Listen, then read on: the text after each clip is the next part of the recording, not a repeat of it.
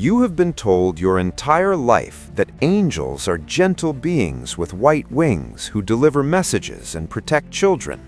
That image, the soft, glowing figure in paintings and greeting cards, has almost nothing to do with what the Bible actually describes. In Scripture, every single time an angel appears to a human being, the first words out of its mouth are the same: "Do not be afraid." Every time, without exception. That is not what you say to someone looking at something beautiful. That is what you say to someone who is terrified. The angels in the Bible are not comforting, they are overwhelming. And tonight, we're going to meet every single rank of them, from the lowest messenger to the beings so close to God that their very nature is almost impossible for human language to describe. By the time we reach the top of this hierarchy, you will understand why every person in the Bible who encountered one of these beings fell to the ground as if dead. Stay until the end, because the highest rank is the one that nobody in church ever talks about. Let us start at the bottom of the hierarchy with the beings the Bible simply calls angels. The word angel comes from the Greek angelos, which means messenger. In Hebrew, the word is malach, same meaning. These are the beings most commonly depicted in art and most frequently encountered in Scripture. They are the ones who appeared to Mary, to Joseph, to the shepherds on the night of the Nativity, to the disciples at the tomb. They can take human form so convincingly that in Hebrews 13:2, believers are warned to show hospitality to strangers because some people have entertained angels without knowing it. These are the angels closest to humanity, the ones assigned as guardians, messengers, and ministers to individual people.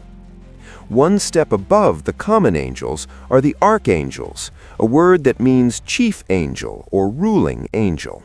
The Bible names only 3 archangels explicitly: Michael, Gabriel, and Raphael, though Raphael appears by name only in the book of Tobit.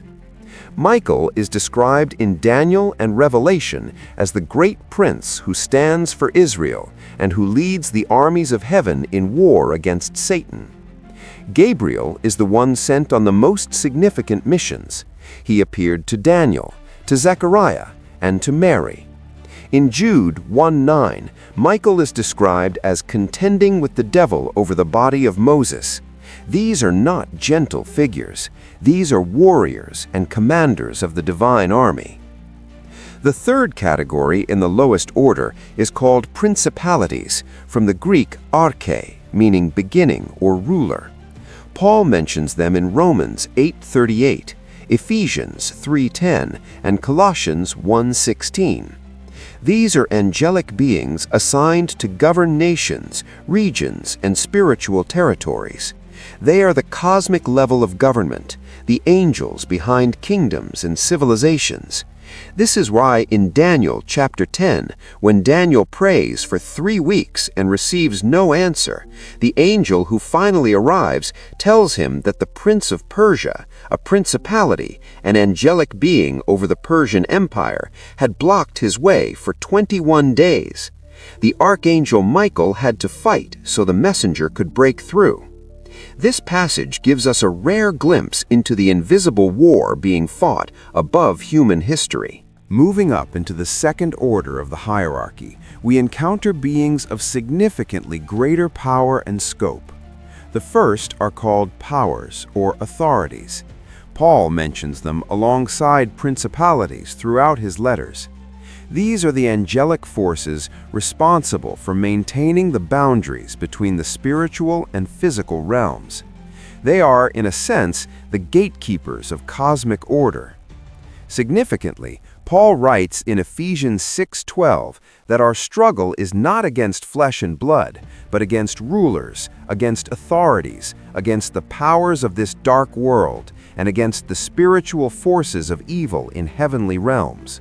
This verse tells us 2 things. First, that fallen versions of these beings exist and are actively at work in the world.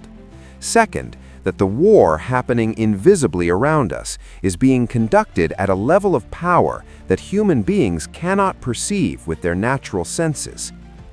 The next rank is called virtues, sometimes translated as might or powers in different Bible versions.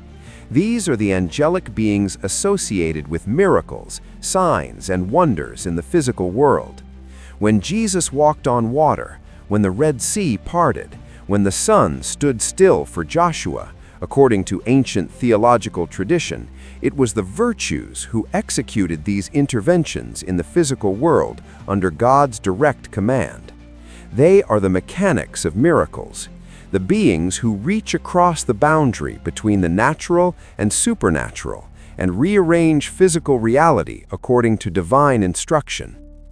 Above the virtues are the dominions, also called lordships or dominations. These beings do not interact directly with the physical world at all. Their role is entirely administrative.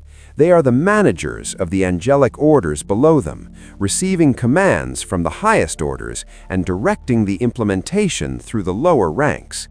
They are described in Colossians 1:16 and Ephesians 1:21 as part of the invisible structure of creation. Think of them as the middle management of heaven, not involved in execution, but essential to the coordination of everything that happens between the highest divine intentions and the lowest physical realities. The dominions are the reason the armies of heaven function with the precision of a single organism rather than chaos. Now we enter the first and highest order, the beings who exist in the immediate presence of God. And this is where the Bible's descriptions become truly alien to human comprehension. The first rank of the highest order is called thrones, or ophanim in Hebrew, which means wheels. These beings are described in one of the most extraordinary passages in all of Scripture, Ezekiel chapter 1. Ezekiel sees 4 living creatures, each with 4 faces, the face of a human, the face of a lion, the face of an ox, and the face of an eagle. They have 4 wings, human hands under their wings, and legs that end in hooves like a calf, gleaming like burnished bronze. And beside each of them is a wheel, not a wheel like a cart, a wheel intersecting another wheel at right angles, forming a gyroscope. And the rims of the wheels are covered entirely in eyes. These beings, the thrones, are described as the chariot of God. Psalm 18:10 says, God rode on a cherub and flew, soaring on the wings of the wind. 1 Chronicles 28:18 describes the Ark of the Covenant as the chariot of the cherubim. The thrones carry the divine presence through creation. They are the mobile throne of God, which is why they are called what they are called. And they move in perfect coordination without turning in any direction simultaneously because the Spirit of God is inside them. Ezekiel describes this so precisely that some researchers have noted his description sounds less like mythology and more like a technical manual for something that has no human equivalent. Above the thrones, or perhaps alongside them in a different function, are the cherubim. These are not the chubby baby angels of Renaissance paintings. The cherubim of the Bible are terrifying guardian beings of immense power. In Genesis 3:24, after Adam and Eve are expelled from Eden, God places cherubim with a flaming sword that turns in every direction to guard the tree of life. On the Ark of the Covenant, 2 cherubim of pure gold stand with their wings spread over the mercy seat, the place where God said he would appear and speak. In Ezekiel 10, they are described with 4 faces, 4 wings, and the ability to move between the earthly and heavenly realms instantly. These are not decorations. These are the guardians of the most sacred space in the universe, the immediate presence of God. And at the very top of the hierarchy, the beings closest to the throne of God are the Seraphim. The word seraph in Hebrew means burning one or fiery one. These beings appear in only one passage in all of Scripture, Isaiah chapter 6, and the description is unlike anything else in the Bible. Isaiah is taken in a vision to the throne room of God. He sees the Lord seated on a throne, high and exalted, and above God, the seraphim are flying. Each one has 6 wings. With 2 they cover their faces, with 2 they cover their feet, and with 2 they fly. And they call to one another in a voice so powerful that the doorposts and thresholds of the heavenly temple shake, and the entire room fills with smoke. They cover their faces, even in the direct presence of God, because the divine glory is too intense even for them to look upon directly. Now here is the detail about the seraphim that most people completely miss. Isaiah 6 tells us what they are saying as they call to one another above the throne of God. They are saying, "Holy, holy, holy is the Lord Almighty. The whole earth is full of His glory." In Hebrew, repeating a word 3 times is the highest possible form of emphasis. There is no superlative in the Hebrew language beyond triple repetition. The seraphim, the most powerful created beings in the universe, so close to God they must shield their faces from His presence, are consumed by a single activity, not warfare, not administration, not governance, worship. The highest beings in creation spend their entire existence declaring the holiness of God. That is what the top of the hierarchy looks like. And here is the connection that ties all of this back to everything we have covered in previous videos. Satan, Lucifer, was not a common angel. According to Ezekiel 28:14, he is described as the anointed cherub who covers. He was one of the guardian cherubim among the highest order of created beings, stationed at the very throne of God. He was not a low-ranking angel who rebelled. He was a being from the top of the hierarchy.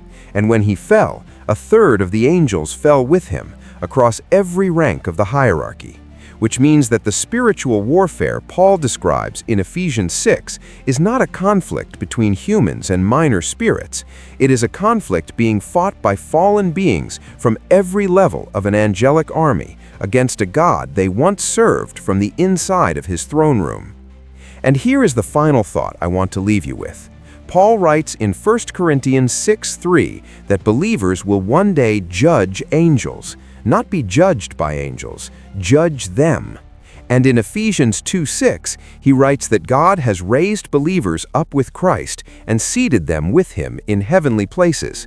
According to the New Testament, redeemed human beings are being positioned above the angelic hierarchy, not below it. The beings before whom Isaiah fell as if dead, the beings that caused Daniel to lose all strength and lie face down on the ground, those beings are, according to Paul, going to be judged by you. That is either the most arrogant claim in the history of religion, or it is the most extraordinary statement about the value of a human soul ever written. Let us bring this all together. The Bible describes a 9-rank hierarchy of celestial beings arranged in 3 orders. The lowest order, angels, archangels, and principalities, interact most directly with humanity in the physical world. The middle order, powers, virtues, and dominions, governs the supernatural administration of creation. And the highest order, thrones, cherubim, and seraphim, exists in the immediate presence of God, so overwhelmingly powerful that their descriptions in Scripture read less like theology and more like encounters with something completely beyond human categories. These are not fairy tale creatures. They are beings described in specific, detailed, consistent language across dozens of books of Scripture by dozens of different authors across thousands of years.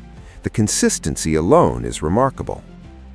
Next video on the Ancient Verdict, we finally reveal the real Satan, not the horned red figure invented by medieval artists, the original biblical being, described in Ezekiel 28 as the most beautiful and powerful created entity in existence before his fall, a cherub, a member of the highest angelic order, and the question that raises is more disturbing than any horror movie.